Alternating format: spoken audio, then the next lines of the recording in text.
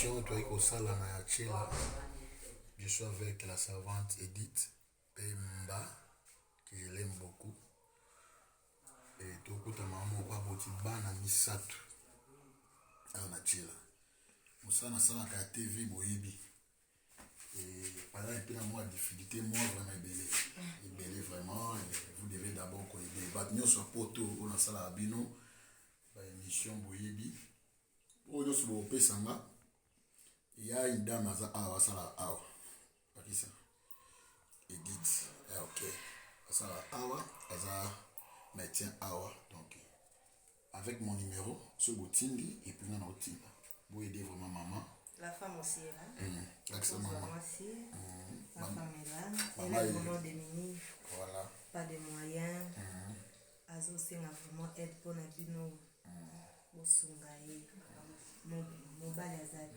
Oh. Comme vous pouvez voir, donc Aza moi si moko Aza donne à famille moko eza démunie. Il n'y a pas d'argent, mais nous avons payé bana misato.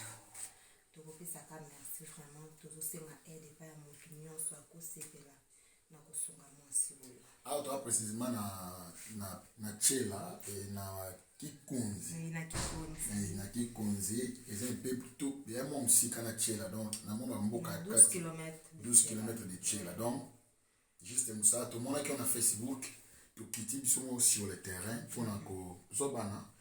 En tout cas, Batunio sur la poto na sala la Moussala. Donc, bon, le moyen pour aider le plus vite possible. Mobali moko et deux filles. Mobali mon a deux filles. Yeah, ok. Maman Laksangai, maman Anne Kalambai, maman Anne Chamalaka Pinga na Canada, Sankara de Kuta, wewa, yuto wa mutunanga, image na otindelo, hérité Watanabe, waba tunanga na otindelo no wa nini oyo, Fabregas, na otindelo ma image oyo. Je suis en mission. Maman Victorine, vous êtes tellement belle na poto wana bolanga, vraiment s'il te plaît. Moi, je quitte Tchela le lundi. Donc, ce que vous avez le plus vite possible, continuez à na Tchela na monogramme. Vous avez $50, vous avez $100, quand vous avez ça, surtout ça va les coûter dans Osenga. Surtout ça va les coûter.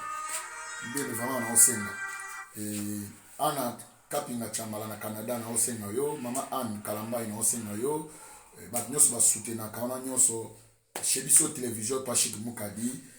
En tout cas, bon, ça la moi ça là vraiment malin ma casse. Donc dès que vous avez une image sur Facebook, sur WhatsApp, en tout cas, vous c'est un peu mon bam. Pour na bana oyo. Pour na bana oyo. Maman azala mobilité, en tout cas mobile azate, mais aboti bana misato. Donc ça c'est une grande bénédiction. Maman Nyakiro Denise, maman présidente, la première dame. Ba Eve Rosala Yangoyo, maman Olive Lembe. Maman Vita Kamere na komba mida Chati, ma mère que j'aime beaucoup, maman Rosala Yangoyo. Donc on est là, contact na Nango, je crois à moi. En tout cas merci beaucoup tous là, sur ma soutien à Bino.